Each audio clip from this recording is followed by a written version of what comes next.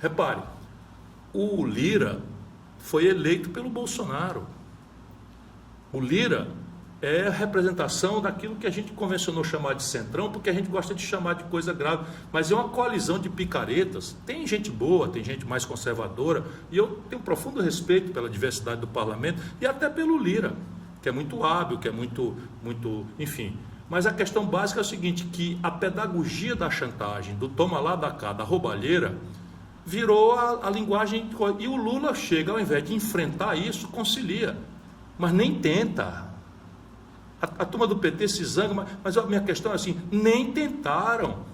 O Lira não foi eleito pelo Bolsonaro e ficou não. Quando o Lula tomou posse, o Lira foi eleito com o acordo e o voto do PT. E apoio do Lula. E qual era a linguagem? A linguagem é essa daí. É o toma lá da cá. E aí não tem limite. O Lula fez espalhar na mídia amestrada do Brasil que vetou 5,3 bilhões de reais de emenda de comissão e que a razão do Lira estar aborrecido é porque ele vetou isso. É mentira, ou a pior das mentiras, escrevi na newsletter, a meia verdade. O Lula sancionou 53 bilhões e 400 milhões de reais de emendas. Isso é simplesmente recorde histórico. O Bolsonaro no último ano tinha aplicado 35 bilhões. 35 bilhões e nós esculhambamos isso. O Supremo Tribunal Federal, que fez vista cega para essa esculhambação, quando o Lula toma posse, nessas coisas de olhar a lei conforme a conveniência política, isso está me incomodando profundamente, o Supremo acabou com as emendas do relator, o Lula restaurou com outro nome.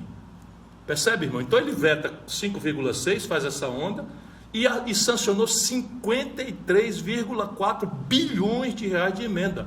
Sabe qual é a consequência disso? Não é essa coisa da roubalheira e da dispersão, que em si já são muito graves. A dispersão de recursos, sabe qual é a consequência disso? É que ninguém mais se elege deputado federal no Brasil se não for atualmente deputado. Não tem mais chance de um jovem entrar, porque, no mínimo, a cooptação de prefeitos e tal, com negócio de emenda sem limite, sem controle, sem nada, porque acaba roubar 20%, 15%, 30%, no mínimo é o começo. Mas a montanha de dinheiro, sabe quanto é que cada deputado manejou durante o primeiro ano do governo Lula? Cada deputado, 54 milhões de reais por deputado. Tira as exceções e vamos botar que ele tenha roubado 10%. Dá 5 milhões e 400 milhões de reais por ano. Só que agora aumentou muito a coisa. Então, repare, é uma distorção, é uma depravação orgânica. E a elite dizendo que é assim mesmo. Eu estou em pânico, ou não estou em pânico, porque eu virei agora só um crítico, né? Mas você quiser chegar lá para mudar isso, depois do que o Lula está fazendo, vai ficar difícil. Mas tem como mudar. Como? É uma obviedade. A democracia brasileira é uma democracia do século XIX. Ninguém mais no mundo pratica a democracia do século XIX, quando as distâncias eram muito grandes, não existia internet, não existia televisão, não existia comunicação. E aí você então inventou esse sistema de democracia representativa. Você vota num deputado, o deputado pega um navio, vai para o Rio de Janeiro, passa 8 dias na travessia, aí manda um cabograma para o cabo eleitoral dele para receber pelo correio depois de 3 dias, 4 dias e tal, e aí vai se fazer na estrutura representativa. Irmão, isso tudo é lixo modernamente. O mundo inteiro avançou para elementos de democracia direta quando se trata de decisões estratégicas da sociedade. Isso não é assim na China, não, isso é assim nos Estados Unidos. Eu me lembro, garoto, assim, eu fui convidado pelo Departamento de Estado americano, essas coisas de propaganda deles, e eu pedi para assistir. Eu assisti um plebiscito em São Francisco, na Califórnia, em que a proposta era de aumentar o imposto.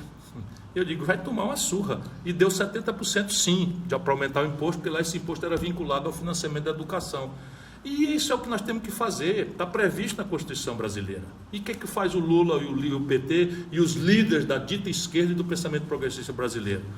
Abandonam o povo no dia seguinte da eleição e passam a jogar o jogo dos barões da gestão da economia, o jogo do orçamento com os picaretas do Congresso e o jogo identitário com essa converseira mole aí, só papo furado em assuntos graves, mas que são de terceira geração na agenda identitária. Isso é o que está acontecendo com o Brasil. E o Lula vai passear por aí. Vai dar merda. Eu estou avisando que vai dar merda. Já está dando.